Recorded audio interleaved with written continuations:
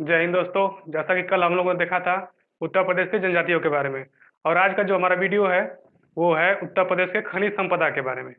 पहले तो मैं आप लोग को ये बता दूं कि उत्तर प्रदेश जो है वो खनिज संपदा के मामले में एक बहुत ही निर्धन राज्य है, क्योंकि भारत में जो खनिज पाया जाता है वो मुख्यतः दक्षिण भारत के पठारी क्षेत्रों में पाया जाता है। चूंकि दक्षिण भारत के जो पठारी क्षेत्र है उसकी जो उत्तरी सीमा है वो उत्तर प्रदेश के दक्षिणी भाग तक फैली हुई है। उत्तर प्रदेश का जो अधिकांश भाग है वो मैदानी है, लेकिन जो दक्षिण भारत का जो पठार है उसकी जो उत्तरी सीमा है वो दक्षिण उत्तर प्रदेश के तक फैली हुई है, जिसकी वजह से दक्षिण उत्तर प्रदेश के कुछ क्षेत्रों में जैसे बुंदेलखंड हो गया, विंध्याचल का क्षेत्र हो गया, इन क्षेत्रों में खनिज पदार्थ पाए जाते हैं। आइए उनको देख लेते हैं। उत्तर प्रदेश खनिज विकास निगम की जो स्थापना हुई थी वो हुई थी 1974 में। उसके बाद जो उत्तर प्रदेश में प्रथम खनिज नीति आई थी वो आई थी 1998 में। इस नीति के आने के बाद उत्तर प्रदेश के जो जिले खनिज बहुल्य थे उन जिलों से खनिज को खोदना तथा उन्हें निकालना ये कार्य प्रारंभ हो गया। अब आइए देख लेते हैं कि उत्तर प्रदेश के वो कौन से जिले हैं जो खनिज बहुल्य हैं।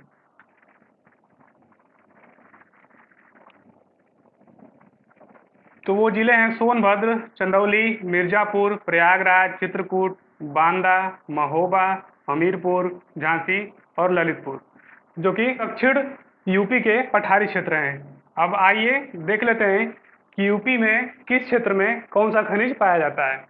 तो सर्वप्रथम हम लोग देखते हैं कोयला। कोयला जो है वो सोनभद्र के सिंगरौली क्षेत्र में पाया जाता है। मुख्यतः भारत में कोयला जो है वो गोंडवाना क्रम की चट्टानों में पाया जाता है।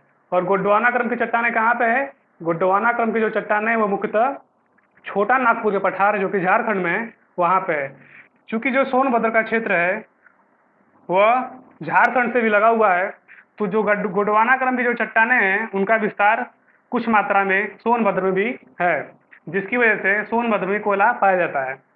जो सोनभद्र में कोयला पाया जाता है वो बिटुमिनस प्रकार का कोयला होता है।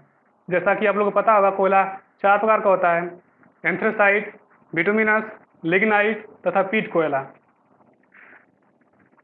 तो जो सोनभद्र में कोयला पाया जाता है वो बिटुमिनस प्रकार का कोयला होता है। सोनभद्र में एक जगह है ओबरा। ओबरा में एक ताप विद्युत गृह है जहाँ पे कोयले से विद्युत का उत्पादन किया जाता है, और जो कोयला सिंगरौली क्षेत्र में पाया जाता है उसी का उपयोग ओबरा में किया जाता है विद्युत के निर्माण में। उसके बाद जो दूसरा खनिज है वो है बॉक्साइट। चूंकि बॉक्साइट एक अयस्क है। अब अयस्क क्या होता है? तो सबसे पहले समझते हैं कि खनिज किसे कहते हैं। तो पृथ्वी की भूपटल पे कोई तत्व जो कि अपने मूल रूप में पाया जाता है, प्राकृतिक रूप में, उसे खनिज कहते हैं। और जब किसी खनिज से आसानी से कम खर्चे में किसी धातु की प्राप्ति कर ली जाती है तो उसे अयस्क बोलते हैं। तो जो बॉक्साइट है वो एल्यूमिनियम का अयस्क है। सोनभद्र में एक जगह है रेणुकूट, और रेणुकूट में एक कंपनी है हिंडाल्को। तो जो बॉक्साइट पाया जाता है बांदा और चंदौली जिले में, उससे एल्यूमिनियम जो बनाया जाता है वो सोनभद्र के रेणुकूट के हिंडाल्को कंपनी में बनाया जाता है। उसके बाद अगला हम लोग देख लेते हैं वो है चूना पत्थर या बलुआ पत्थर। चूना पत्थर या बलुआ पत्थर यूपी में मिर्जापुर के कजराहट और रोहतास क्षेत्र में अधिकतर मात्रा में पाया जाता है। उसके बाद सोनभद्र में ये कुछ मात्रा में भी पाया जाता है। चूना पत्थर या बलुआ पत्थर आप लोग देखे होंगे गांव के घरों के छतों में जो पटिया लगा होता है वो बलुआ पत्थर का बना होता है, जो कि मिर्जापुर और सोनभद्र से लाया गया होता है। अब हम लोग अगला देखते हैं संगमरमर। पहले समझते हैं संगमरमर क्या होता है। संगमरमर एक रूपांतरित चट्टान है जो कि चूना पत्थर से रूपांतरित होकर बनता है। चूना पत्थर एक अवसादी चट्टान है।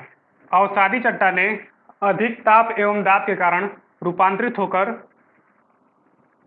रूपांतरित चट्टानों का रूप धारण कर लेती हैं। जो चूना पत्थर है वह अवसादी चट्टान है जो रूपांतरित होकर संगमरमर में परिवर्तित हो जाती है। तो यह बात निश्चित है कि जहाँ पे चूना पत्थर पाया जाएगा वहीं पर संगमरमर भी पाया जाएगा, क्योंकि संगमरमर जो है वो चूना पत्थर का रूपांतरित रूप है। इसीलिए संगमरमर उत्तर प्रदेश में मिर्जापुर और सोनभद्र में पाया जाता है।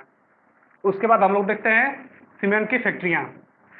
तो सीमेंट के जो प्रमुख घटक होते हैं वो होते हैं चूना और जिप्सम।